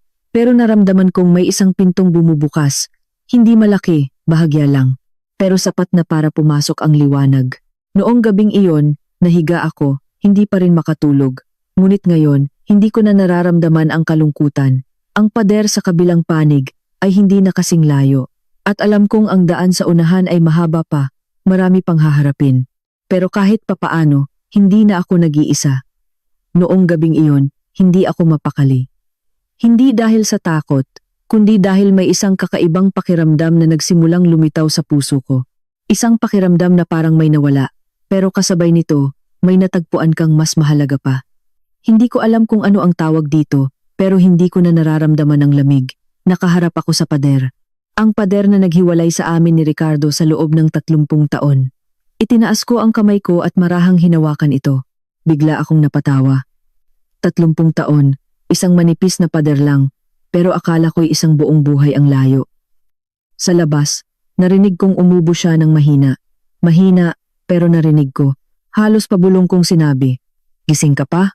Nanahimik sandali sa kabilang panig, saka sumagot, oo. Hindi ko alam kung bakit, pero isang tanong at isang sagot lang na ganoon ay nagpainit na sa puso ko. 30 taon, hindi namin kailanman tinanong ang isa't isa ng ganoon sa gabi. Hindi na ako nagsalita pa. Siya rin. Ngunit ngayon, ang katahimikan ay hindi na blanko. Para kaming 2 taong magkatabi sa dilim. Hindi kailangang magsalita para magkaintindihan. Kinabukasan, medyo huli na akong nagising. Siguro dahil nakatulog ako ng mahimbing kagabi. Lumabas ako, nakita kong abala si Ricardo sa kusina. Natigilan ako. Nagluluto siya ng noodles. Ang eksenang ito ay sobrang bago na akala ko'y namamalikmata ako. Dati, halos hindi siya pumapasok sa kusina. Nagtanong ako, anong ginagawa mo? Lumingon siya, medyo alanganin. Nagluluto ng noodles para sa'yo. Napakurap ako. Para sa akin, tumango siya. Napansin kong kaunti lang ang kinain mo kagabi. Nakatayo ako roon, hindi alam kung matatawa o maiiyak. 30 taon, hindi niya ako tinanong kung busog ba ako. Pero ngayon, nagluluto siya ng noodles. Lumapit ako na, umiling siya. Wag na. Tiningnan ko siya, hindi siya sanay magluto. Umaapaw ang tubig, medyo malata ang noodles. Pero wala akong sinabi. Nakatingin lang ako. Maya-maya, nagsandok siya sa 2 mangkok. Inilagay sa mesa. Kain na. Umupo ako at kumain. Medyo malambot ang noodles. Medyo matabang ang sabaw, pero masarap. Hindi dahil sa pagkain, kundi dahil sa paraan ng paggawa niya. Habang kumakain, sinabi ko, marunong ka rin palang magluto. Ngumiti siya. Pwede na. Lumabas si Liza mula sa kanyang silid, natigilan nang makita kami. Tiningnan niya ako, saka si Ricardo. Nay, Tay, kayo. Napatawa ako. Kain ka ng noodles. Ngumiti rin siya. Pahingi nga rin ako ng isang mangkok. Gumaan ang pakiramdam sa bahay, hindi na kasing bigat ng mga nakaraang araw. Pero alam kong may isang bagay pang hindi tapos. Isang bagay na kung hindi aayusin, mananatili lang sa ibabaw ang lahat. Pagkatapos kumain, sinabi ko, Ricardo. Tiningnan niya ako. Oo? Huminga ako ng malalim. Yung bagay na yon. Hahanapin pa ba natin? Naintindihan niya agad ang ibig kong sabihin. Nanahimik siya sandali bago nagtanong. Gusto mo bang hanapin hanggang dulo? Tumango ako. Gusto ko. Matagal niya akong tiningnan. Saka nagtanong. Para saan pa? Ang tanong na iyon ay nagpatigil sa akin. Oo nga, para saan pa? Baka matagal nang nawala ang taong iyon. 30 taon na ang lumipas. Kung mahanap man, ano pa? Umupo ako, nag-isip sandali, at nagsalita. Hindi para manisi, hindi para maningil. Tiningnan ko siya ng diretso, kundi para hindi na ako mabuhay pa sa tanong na iyon. Tumango siya, dahan-dahan ngunit tiyak. Sige. Tumayo siya. Sasama ako sayo. Wala akong sinabi. Naramdaman ko lang na uminit ang puso ko. 30 taon na ang nakalipas. Pinili niyang manahimik mag-isa. 30 taon pagkatapos, pinili niyang sumama sa akin. Nagsimula kaming magtanong-tanong sa mga matatandang empleyado sa health center, sa mga residente sa paligid, bawat detalye. Hindi madali dahil matagal na. Marami nang nagretiro, marami nang hindi naaalala. Ngunit may nakilala kami, isang matandang babae na dating tagapag-alaga. Mahigit 70 na siya. Nang ikwento namin, kumunot ang noo niya. Yung kasong yun, naaalala ko, sumikip ang dibdib ko. Naaalala niyo po? Tumango siya. Noon, may isang kasong ganyan. Isang dalaga, nilagnat at nawalan ng malay. Pagkatapos, may masamang nangyari. Hinigpitan ko ang hawak sa kamay ko. Kilala niyo po ba kung sino?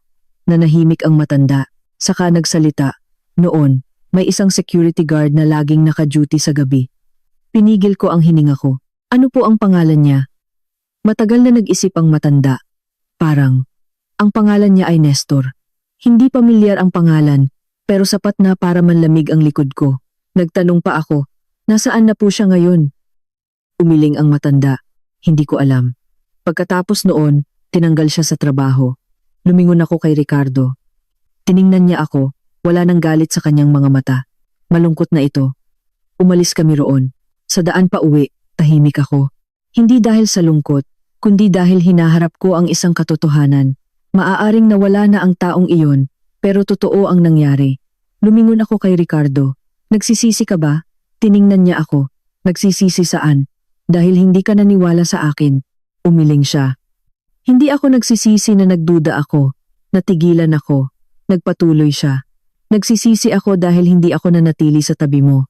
Ang mga salitang iyon ay nagpatahimik sa akin. 30 taon, napakarami naming nasayang. Hindi dahil sa iba, kundi dahil sa paraan na pinili namin. Tumingin ako sa labas. Mahinahon ang sikat ng araw. Umiihip ang hangin. Bigla kong naisip, kung nag-usap lang kami noon, baka iba ang lahat. Pero walang kung sa buhay.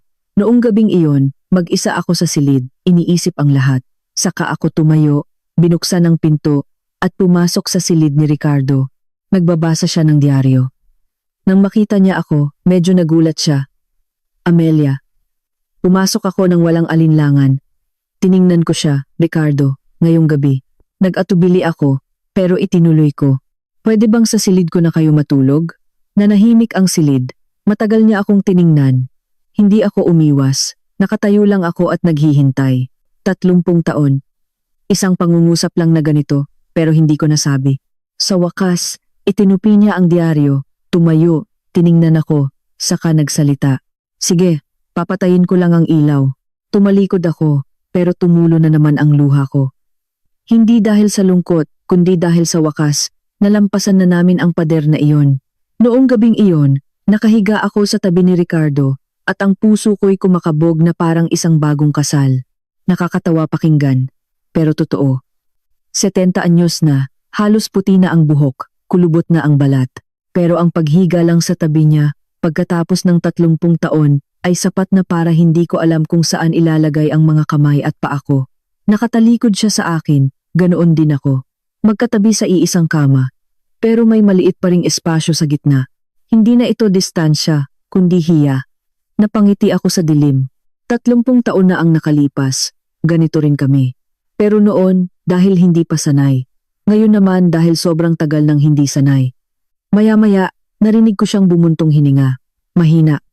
Nagtanong ako, hindi ka makatulog? Sumagot siya. Oo, medyo naninibago. Ngumiti ako. Ako rin. Muli, pareho kaming may isang pangungusap. Ngayon, hindi na kami matagal na nanahimik. Sabi niya, hindi ba't kakaiba? Naiintindihan ko ang ibig niyang sabihin. Oo, sagot ko. Pero masaya. Hindi na siya nagsalita, pero ramdam kong nakangiti siya. Maya-maya, dahan-dahan siyang lumingon paharap sa akin.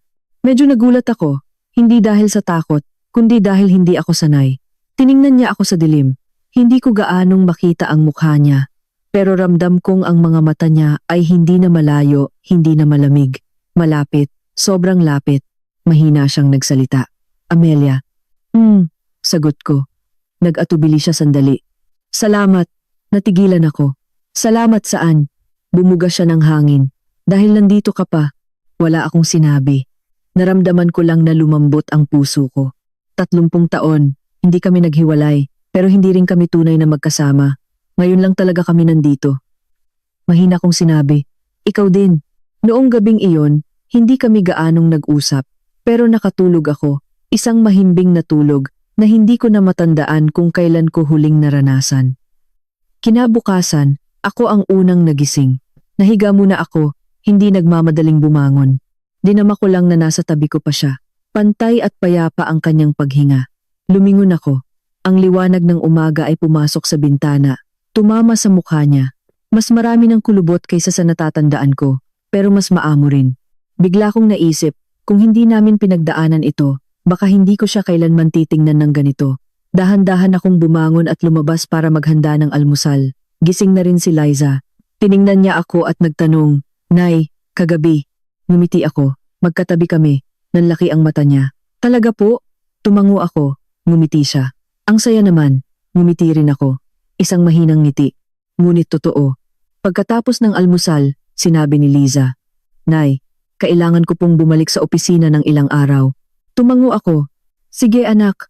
Tiningnan niya ako, saka si Ricardo. Okay lang po ba kayo tayo, Nay? Sabi ni Ricardo. Okay. Isang salita lang, pero ngayon, hindi na malamig. Ngumiti si Liza. Kung ganoon po, panatag na ako. Umalis na siya. 2 na lang ulit kami sa bahay. Ngunit ngayon, hindi na malungkot. Lumabas ako para magdilig ng halaman. Sumunod si Ricardo. May dala siyang isa pang pandilig. Walang nagsalita, pero natural na bawat isa ay may ginagawa sa kani-kanilang sulok. Para bang matagal na naming ginagawa ito. Maya-maya sinabi ko, Ricardo, may gusto akong itanong. Itinigil niya ang ginagawa, lumingon sa akin. Ano yon? Huminga ako ng malalim. Sa loob ng 30 taon, naisip mo bang sabihin? Nanahimik siya, saka nagsalita. Oo.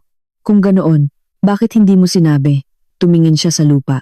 Maraming beses kong sinubukan. Tapos, kapag nakikita kita, hindi ko na itinutuloy. Hindi ko na intindihan. Bakit? Tumingala siya. Seryoso ang mga mata niya. Dahil palagi kang naniniwala sa akin. Natigilan ako. Naniniwala ako sa'yo. Tumango siya. Oo. Hindi mo ako kailanman tinanong kung bakit ako natutulog ng mag-isa. Inisip ko. Tama. Nagtanong ako, pero ilang beses lang. Hindi ko pinalalim, hindi inalam. Nag-isip lang ako at nagtiis mag-isa. Nagpatuloy siya. Kung tinanong mo ako hanggang dulo, baka nasabi ko na. Ngumiti ako ng bahagya. Kung ganoon, kasalanan ko rin pala. Umiling siya. Hindi. Kasalanan nating dalawa. Ang sagot na iyon ay hindi ko matutulan. Tama. Hindi lang isang tao ang nagkamali. Pareho naming pinili ang manahimik. Sabi ko, ngayong iniisip ko, ang tanga ko. Ngumiti siya. Mas tanga ako. Napatawa ako. Oo, ang tanga mo nga talaga. 2 matanda, nagtawanan ulit. Isang mahinang tawa, pero sapat na para burahin ang maraming bagay. Noong hapong iyon, inayos ko ang silid. Ang silid niya, sa loob ng 30 taon, hindi ko kailanman inayos ng ganito. Hindi dahil ayoko, kundi dahil hindi ako pumapasok. Ngayon, pumasok ako. Binuksan ko ang aparador, inayos ang mga damit. mas maayos, pero mas malapit sa puso. Nakita ko ang kahon na kahoy, ang kahon na nagbago sa lahat. Kinuha ko ito, tiningnan sandali, at ibinalik. Hindi ko na kailangang buksan, dahil alam ko na ang lahat. Nakatayo si Ricardo sa pinto, nakatingin sa akin. Dapat ko na bang ilipat ang gamit ko sa silid mo? Lumingon ako sa kanya. Gusto mo ba? Nanahimik siya. Saka nagsalita. Gusto ko. Tumango ako. Sige, ilipat mo na. Wala na siyang sinabi pa. Nagsimula ng maglipat. Mabagal, ngunit tiyak. Nakatingin ako. May kakaibang pakiramdam sa puso ko. Hindi maingay na saya kundi kapayapaan. Noong gabing iyon, sabay kaming nanood ng TV. Isang lumang palabas, walang espesyal. Pero pareho naming pinanood, walang umalis papunta sa sariling silid, walang tumalikod. Maya-maya, sinabi ni Ricardo, Amelia, lumingon ako. Tiningnan niya ako at sinabi, may isa pa akong hindi nasasabi. Natigilan ako. Ano yon? Matagal siyang nanahimik bago nagsalita. Noon, pagkatapos kong malaman ang lahat, kumabog ang puso ko. Sinubukan kong hanapin ang taong iyon. Natigilan ako. Hinanap mo? Tumango siya. Oo, tiningnan ko siya. Hindi ko inakalang 30 taon na ang nakalipas. Hindi lang siya nanahimik, palihim din siyang kumilos. Nagtanong ako, anong nangyari? Bumuntong hininga siya. Hindi ko nahanap. Nanahimik ako. Pero may ibang damdamin na lumitaw sa puso ko. Hindi sakit, kundi awa. Nagpatuloy siya. Gusto kong malaman. Para saan? Hindi ko rin alam. Tiningnan ko siya. Alam ko. Tiningnan niya ako. Alam mo ang ano? Sabi ko. Gusto mo akong protektahan. Wala siyang sinabi. Pero sumagot na ang kanyang mga mata. Tumalikod ako. Tumulo na naman ang luha. Hindi marami, pero sapat na. 30 taon. Akala ko'y nabubuhay ako kasama ng isang manhid na tao. Lumalabas, nabubuhay ako kasama ng isang taong tahimik na pinasa ng lahat. At ako rin, nagkamali.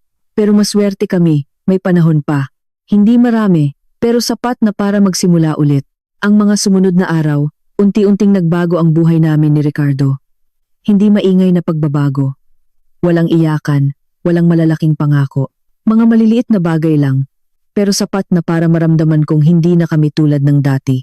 Sa umaga, hindi na siya gumigising ng maaga mag-isa para maglakad. Hinihintay niya ako.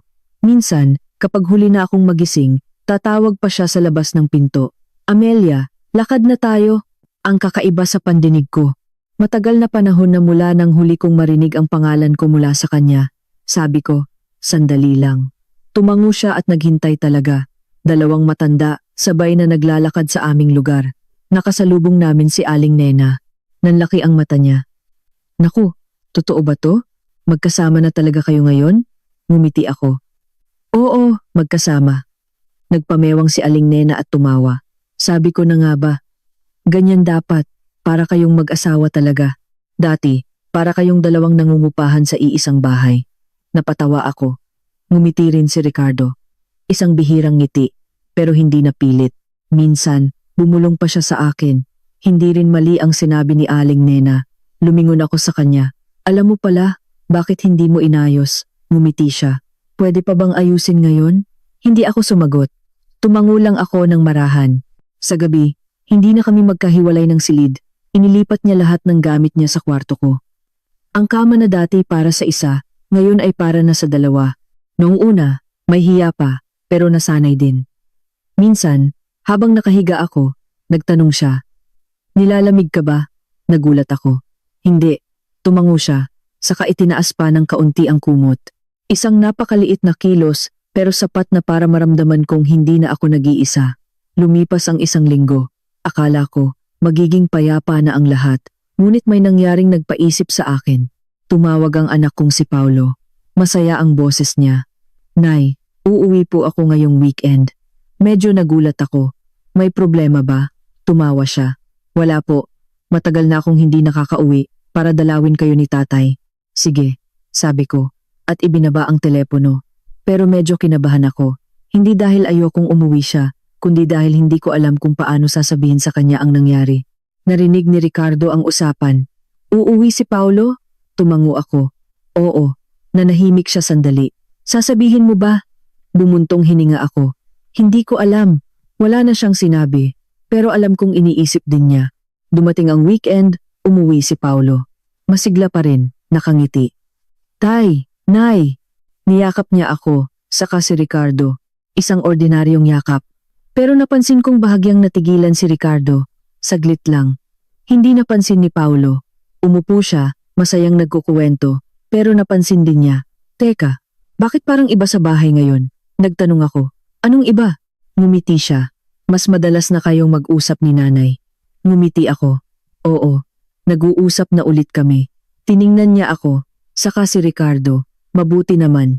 Hindi na siya nagtanong pa, pero alam kong nagmamasid siya. Sa hapunan, naghain ako. 3 kaming kumakain.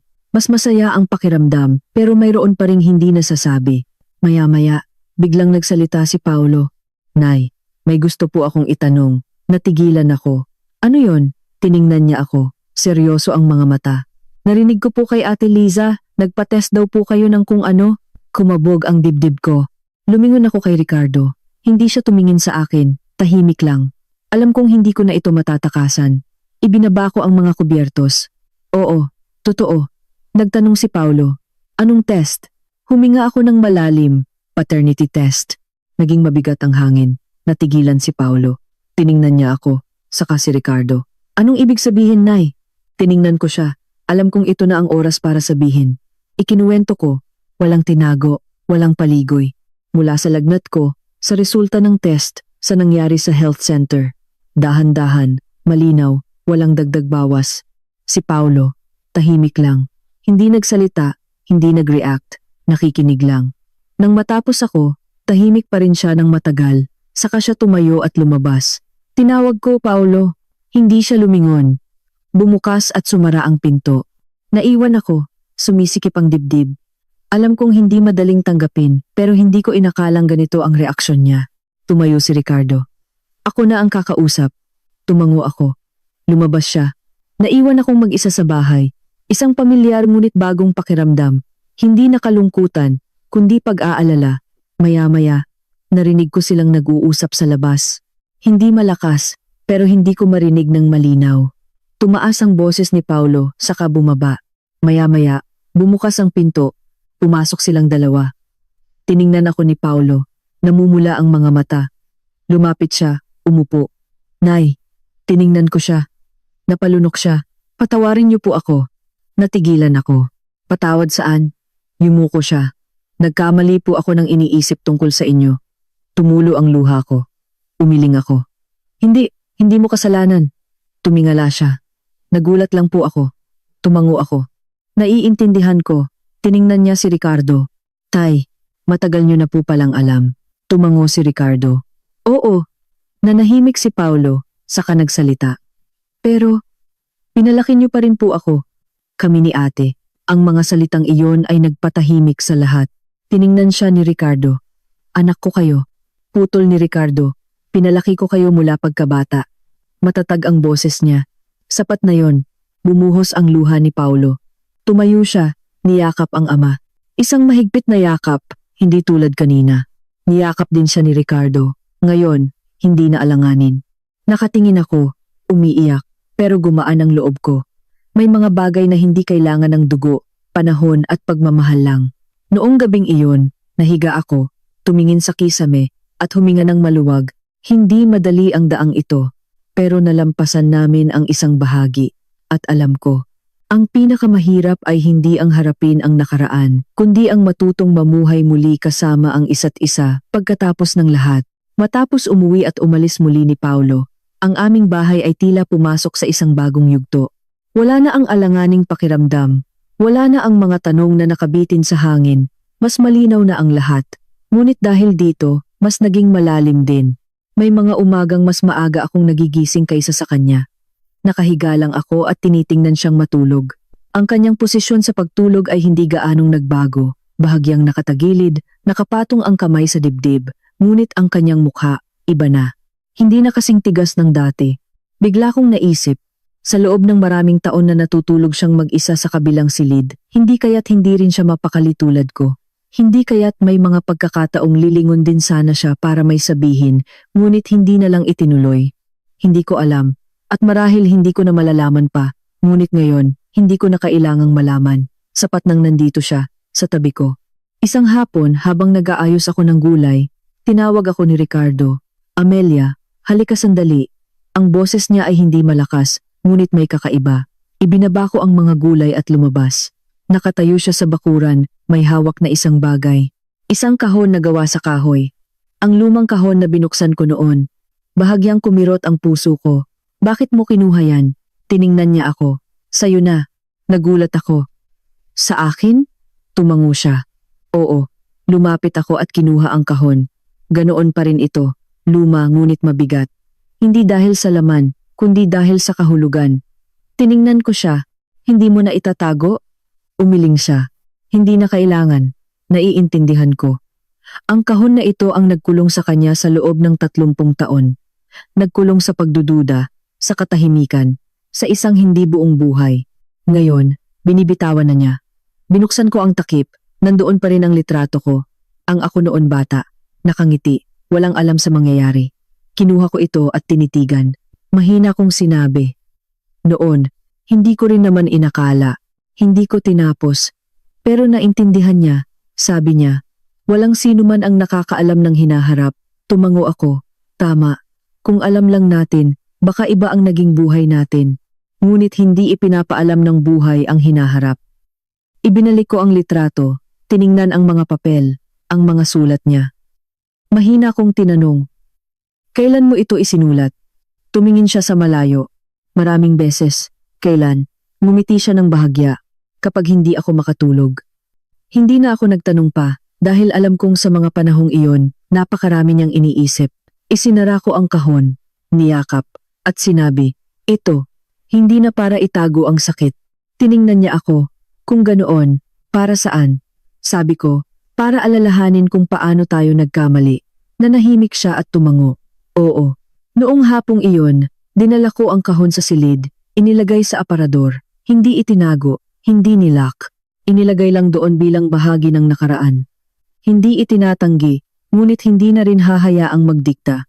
Ang mga sumunod na araw, mas napansin ko siya. Hindi para kontrolin, kundi para maintindihan. Napansin kong may mga dati pa rin siyang gawi. Mahilig pa ring umupo mag-isa sa bakuran tuwing hapon, uminom ng matapang na kape, at tahimik pa rin. Ngunit may isang bagay na nagbago, hindi na niya ako iniiwasan. Minsan, habang nakaupo ako, bigla siyang nagtanong, naaalala mo ba noong bagong kasal pa lang tayo? Ngumiti ako. Siyempre, tanong niya. Naiinis ka ba sa akin noon? Napatawa ako. Oo naman. Tiningnan niya ako. Saan ka naiinis? Nag-isip ako. Hindi ka kasi nagsasalita. Ngumiti siya. Ngayon? Tiningnan ko siya. Hindi ka pa rin gaanong nagsasalita. Nagkibit balikat siya. Ganito na ako. Ngumiti ako. Pero ngayon, naiintindihan ko na. Tanong niya. Naiintindihan ng ano? Sabi ko. Hindi sa ayaw mong magsalita, kundi hindi mo alam kung paano. Nanahimik siya at tumango. Oo, isang gabi, habang nanonood kami ng TV, bigla kong sinabi, Ricardo. Kung babalik tayo sa nakalipas na 30 taon, may babaguhin ka ba? Hindi siya agad sumagot. Tinitigan niya ang TV, pero alam kong wala na doon ang atensyon niya. Maya-maya, sinabi niya, tatanungin kita. Lumingon ako, iyon lang? Tumango siya. Oo. Ngumiti ako, sapat na yon. Ngumiti rin siya. Oo, sapat na. Hindi na kami nagsalita pa, pero alam kong totoo ang sagot na iyon. Isang araw, tumawag si Liza. Nay, uuwi po ako. Tanong ko, may problema ba? Tumawa siya. Wala po, namimiss ko lang ang bahay. Tumango ako. Sige. Umuwi ka. Umuwi siya. Ngayon, wala na ang mabigat na pakiramdam. Pagpasok niya, nakita niya kaming magkatabi ni Ricardo. Ngumiti siya. Ang lapit niyo naman. Tay, Nay. Ngumiti ako. Malapit naman talaga. Tiningnan niya kami. Mas gumaan ang mga mata niya. Wala nang pagkalito, wala nang sakit. Panatag na. Sa hapunan, 3 kami. Nagkwento siya tungkol sa trabaho, sa mga kaibigan. Paminsan-minsan, sumasabat si Ricardo. Hindi madalas, pero sapat na. Minsan, sinabi niya, Tay, noong bata po ako, ang tahimik niyo. Tumango si Ricardo. Oo, ngumiti siya. Ngayon po, mas madalas na kayong magsalita. Tiningnan ako ni Ricardo. Kapag may kausap, nagsasalita. Lumingon ako, nagkunwaring hindi narinig. Pero masaya ang puso ko. Noong gabing iyon, pagkatapos matulog ni Liza, magkatabi kami. Sinabi ko, Ricardo, hindi ba't matatanda na tayo? Ngumiti siya. Oo, sabi ko. Matanda na. Pero ngayon lang nagsisimula ulit. Nanahimik siya. Saka nagsalita. Hindi ito pagsisimula ulit. Lumingon ako. Kung ganoon, ano? Sabi niya. Ito ay pag-aayos sa natitirang bahagi. Wala akong sinabi. Naramdaman ko lang na tama ang sinabi niya. Wala na kaming maraming panahon, pero mayroon pang natitira. At ang bahaging iyon, maaari naming gawing iba. Marahan kong hinawakan ang kamay niya. Ngayon, walang hiya, walang alinlangan. Hinawakan din niya ito, mas mahigpit. Pinikit ko ang mga mata, huminga ng maluwag. 30 taon, napakarami naming nasayang. Pero kahit papaano, ngayon, hindi na namin sinasayang ang isa't isa. At alam ko, patungo na sa dulo ang kuwentong ito.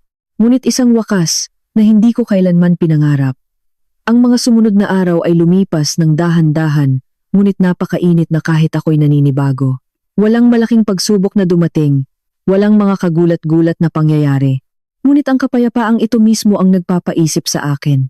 Madalas kong tanungin ang sarili ko kung mas maaga sana itong nangyari. Kung mas maaga kaming nagkaintindihan, iba kaya ang naging buhay namin. Pero napapangiti na lang ako.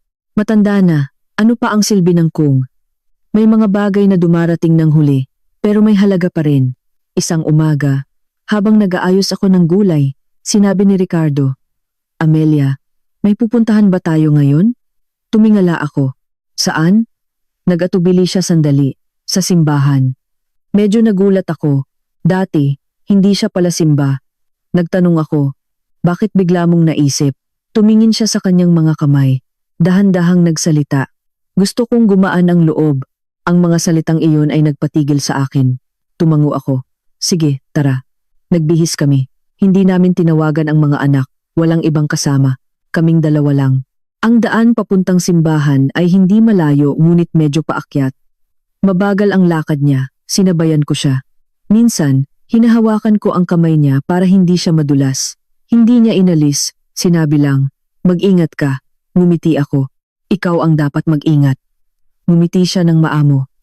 Pagdating doon, nagsindi kami ng kandila. Walang malaking hiling. Tahimik lang na nakatayo. Tiningnan ko ang imahe sa altar at bumulong sa aking puso. Bigyan niyo po kami ng sapat na kapayapaan. Walang yaman, wala nang iba pa. Sapat na kapayapaan. Paglabas ng simbahan, umupo kami sa ilalim ng puno. Malamig ang hangin. Tumingin si Ricardo sa malayo at nagsalita. Amelia, sabi niya.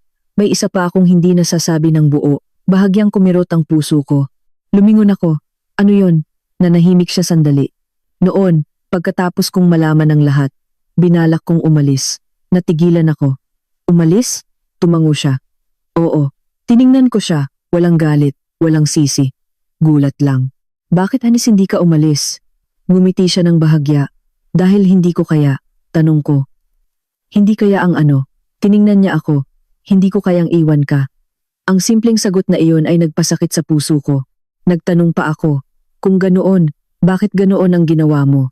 Bumuntong hininga siya, dahil hindi ko alam kung paano manatili sa tabi mo. Nanahimik ako, naintindihan ko. Isang taong gustong manatili pero hindi alam kung paano, kaya pinili na lang ang manatili sa malayo. Sabi ko, ang tanga mo talaga. Ngumiti siya. Oo, tanga ako. Dalawang matanda, nagtawanan ulit, payak, pero sapat na para dalhin ng hangin.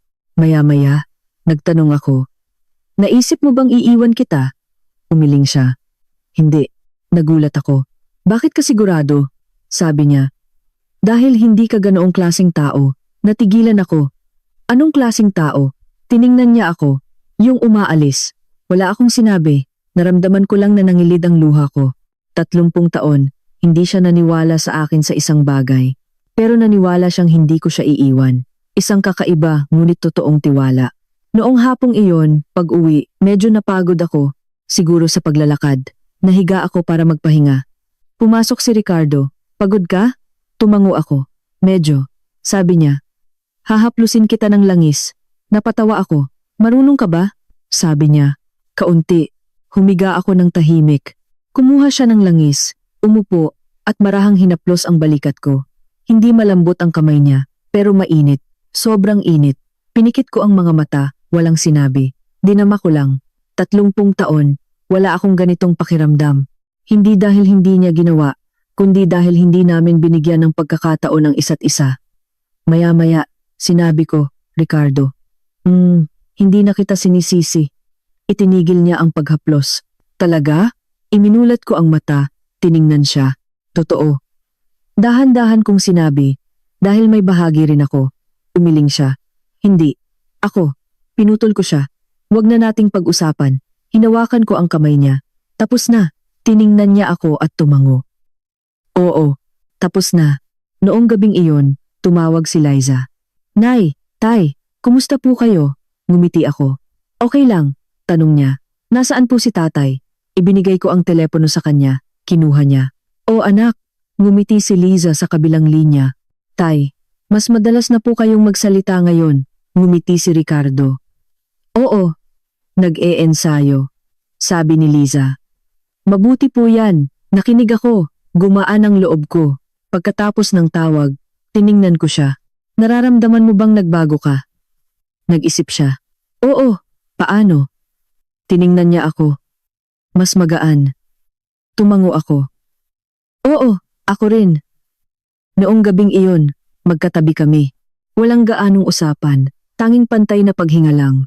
Lumingon ako at bumulong, Ricardo. Sa tingin ko, sapat na. Tanong niya. Sapat na ang ano? Sabi ko. Sapat na para sa natitirang bahagi ng buhay natin. Nanahimik siya, saka nagsalita. Oo, sapat na. Pinikit ko ang mga mata. Isang patak ng luha ang tumulo. Hindi dahil sa lungkot, kundi dahil sa wakas, wala na akong panghihinayang. At alam ko, ang huling bahagi ng kuwentong ito ay hindi na magiging masakit, magiging mainit na lang. May mga umagang mas maaga akong nagigising, hindi dahil sa hirap matulog, kundi dahil ayokong palampasin ang kapayapaang nararamdaman ko. Nakahiga lang ako, nakatingin sa kisame, sa kalilingon kay Ricardo. Tulog pa rin siya, pantay ang paghinga, hindi na kasing tigas ng dati ang mukha. Habang tinitingnan ko siya, doon ko lang tunay na naniwala na ang lahat ng pinagdaanan namin nitong mga nakaraang buwan ay hindi panaginip. 30 taon ng magkahiwalay na tulugan, 30 taon ng katahimikan, 30 taon ng maling akala. At sa isang maikling panahon na lang sa dulo ng aming buhay, doon lang kami tunay na natutong mamuhay ng magkasama. Malungkot pakinggan, pero kung iisipin, hindi ito lubos na kawalan. Dahil kung wala ang 30 taon na iyon, marahil hindi namin mauunawaan ang halaga ng mga araw na ito. Isang umaga, habang abala ako sa kusina, pumasok si Ricardo. Wala siyang sinabi, nakatayo lang at pinapanood ako. Nang lumingon ako, nagtanong ako, anong ginagawa mo dyan? At nakatayo ka lang. Ngumiti siya ng bahagya. Pinapanood kitang magluto. Napatawa ako. Ano namang panonoorin dyan? Sabi niya. Matagal ko na kasing hindi nakikita. Ang mga salitang iyon ay nagpatigil sa akin sandali. Hindi ako nagsalita, bumalik lang sa pagluluto. Pero may uminit sa puso ko. Tama, matagal na. Matagal na siyang hindi tumatayo sa kusina kasama ko. Matagal na kaming walang ganitong maliliit na sandali. Dati, akala ko'y walang halaga ang mga ito. Pero ngayon, napakahalaga pala. Pagkatapos kumain, kusa nang nagligpit si Ricardo ng mga plato. Tiningnan ko siya, nanibago ako. Dati, bihira niyang gawin ito. Hindi dahil hindi siya marunong, kundi dahil wala kaming gawin na magtulungan. Ngayon, iba na. Walang nagsasabi, pero kusa na lang na bawat isa ay gustong may gawin para sa isa. Minsan, nagbiro ako, kapag ginawa mo yan, iisipin ng mga tao na inaapi kita. Ngumiti siya. Okay lang. Tanong ko. Anong okay lang? Sabi niya. Basta malapit sa'yo. Tumalikod ako. Hindi ko magawang tingnan siya ng diretsyo.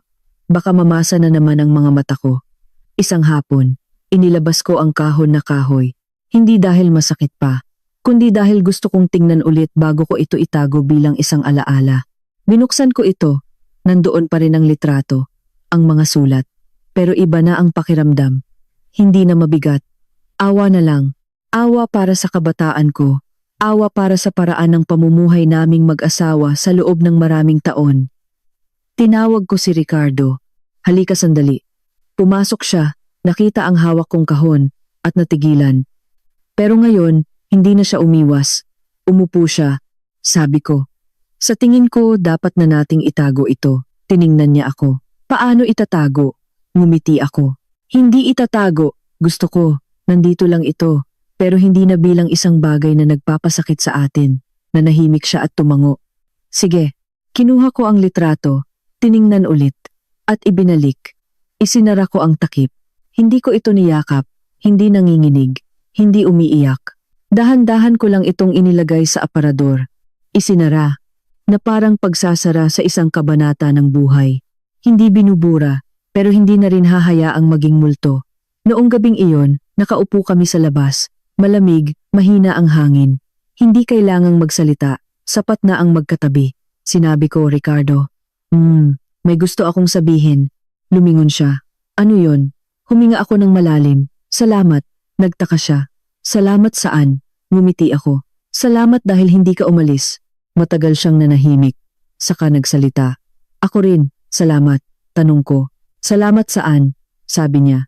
Salamat dahil nanatili ka. Nagkatinginan kami. Walang nagsalita, pero pareho naming naintindihan.